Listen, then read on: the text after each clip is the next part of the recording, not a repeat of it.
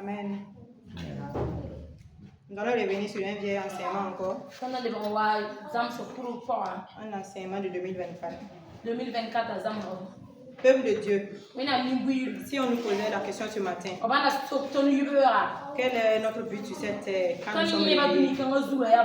Pourquoi nous sommes réveillés ce matin? Pourquoi nous sommes réveillés? Si nous ne savons pas répondre exactement à cette question, nous risquons de poursuivre le vent. Pourquoi est-ce que je me suis réveillée ce matin? Est-ce encore pour aller me bagarrer avec les hommes? Est-ce pour aller chercher l'or et l'argent? Est-ce pour chercher le pouvoir, la renommée? Est-ce pour rechercher encore la gloire des hommes? Est-ce pour cela que je me suis réveillée ce matin? Nous sommes là pour faire la volonté de Dieu. Nous sommes encore réveillés ce matin pour aimer Dieu de tout notre cœur, de toute notre âme, de toute notre force, de toute notre pensée. Aimer Dieu plus que tout. Nous sommes réveillés ce matin pour annoncer la parole de Dieu. Nous sommes levés ce matin afin que le règne de Dieu vienne sur la terre.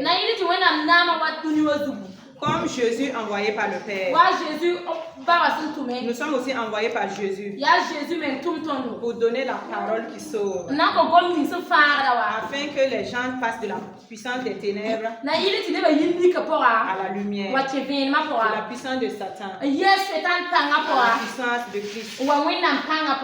Jésus a dit au Père, il dit de ne pas nous enlever du monde. On voit cela dans Jean 17, 15.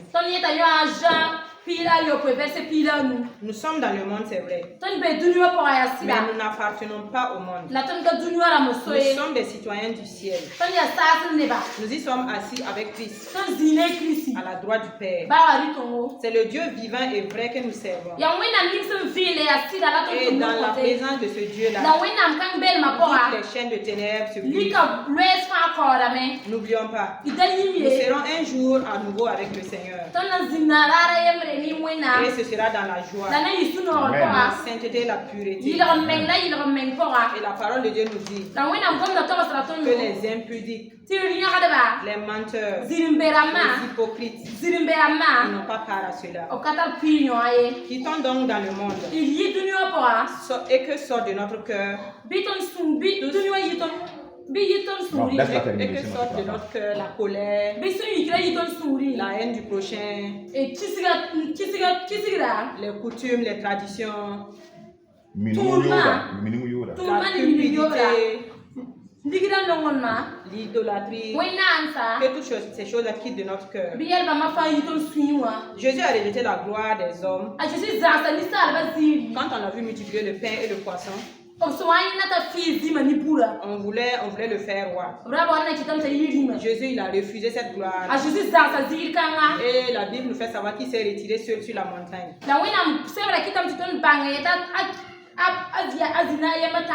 Jean 6, 14, 15.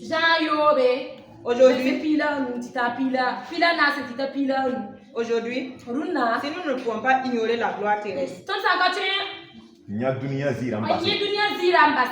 nous ne pouvons pas ignorer le pouvoir et la renommée, il faut faire uniquement la volonté de Dieu. Nous sommes des idolâtres. Et nous ne sommes pas prêts en ce moment pour la bénédiction de Dieu. Parce que si Dieu nous apporte la bénédiction dans de telles conditions,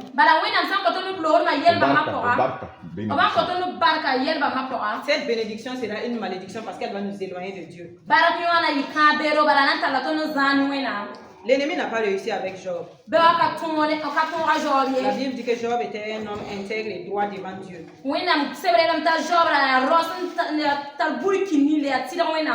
Et c'est à cause de son amour pour Dieu que l'ennemi n'a pas réussi. Ce n'est pas à cause des biens qu'il avait. Et tout ce qu'il avait, que ce soit sa richesse, ses biens, tout cela lui a été enlevé. Mais la Bible nous fait savoir que Job n'a pas attribué d'injure à Dieu. Mais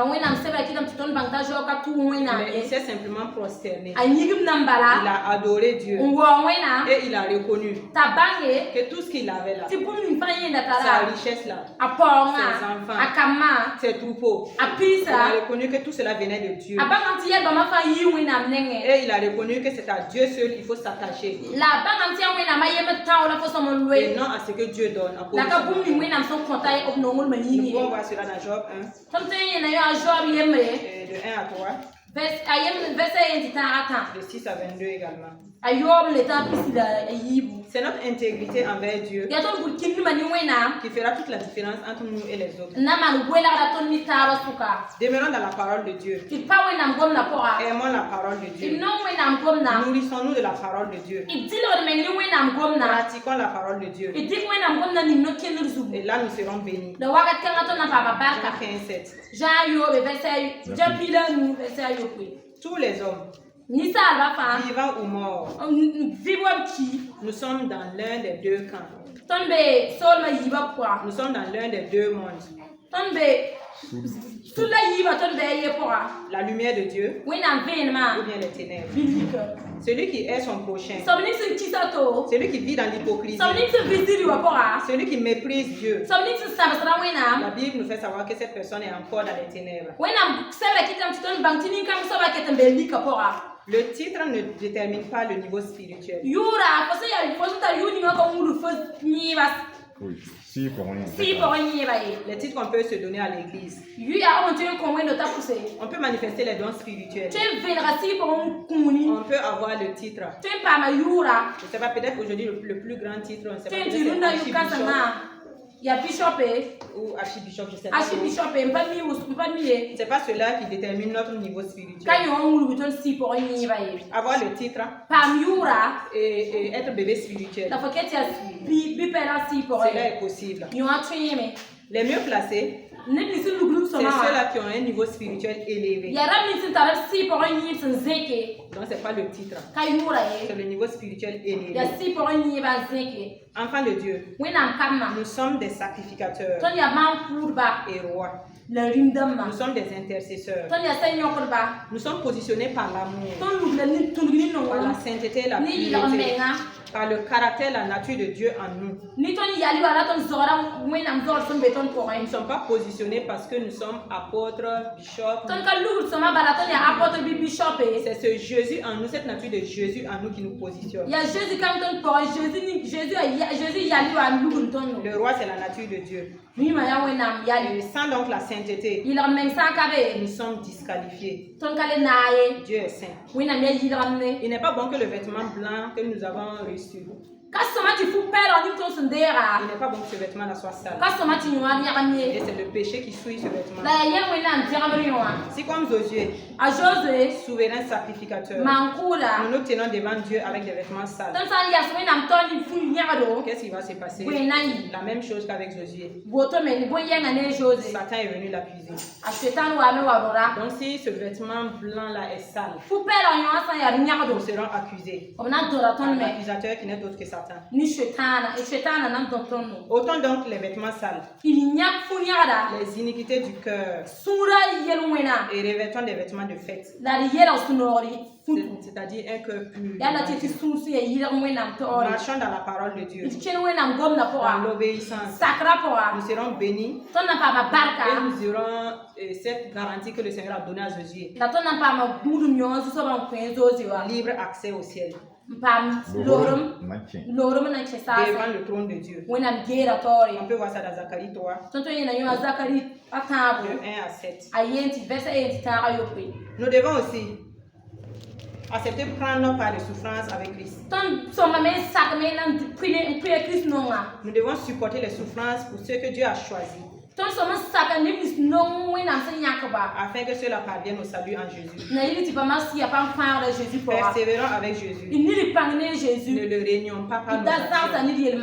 Parce que par notre attitude, on peut régner le Seigneur. On peut vendre le Seigneur. Par notre attitude. Soyons fidèles vraiment. Loin des vains discours. Parce que notre bouche est une arme. C'est un instrument entre les mains de Dieu. Donc nous devons nous éloigner des vains discours. Des discussions vaines. Nous devons nous éloigner de ces choses. Nous devons également fuir les mauvais désirs de la jeunesse. Que notre jeunesse ne soit pas une excuse pour vivre et pratiquer certaines choses. Nous devons fuir. Quand le désir est mauvais, nous devons fuir. Et nous devons rechercher la nature de Dieu. Avec ceux qui connaissent Dieu. Avec ceux qui invoquent Dieu d'un cœur pur. Éloignons-nous de toute forme de mal. Restons purs. Et nous serons des vases spirituels entre les mains du Seigneur. Rien que pour sa gloire. 2 Timothée 2, 3, 22 nous parle de ça.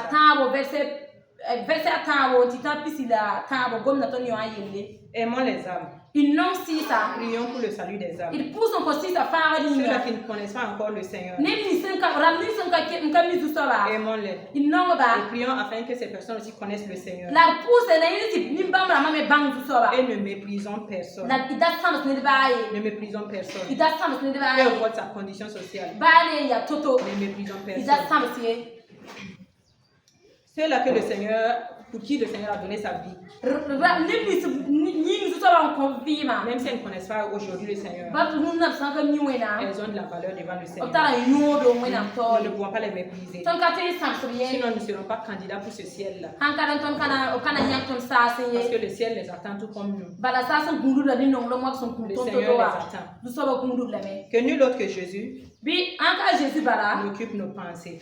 Nos pensées également sont un outil puissant. Si c'est le Seigneur Jésus qui occupe, il est glorifié. Mais si autre que lui occupe nos pensées, nous pouvons nous disqualifier. Le Seigneur veut que nous l'aimions de toutes nos pensées. Que le Seigneur nous aide dans notre marche. Et que son nom soit béni. Amen. Au nom de Jésus. Amen.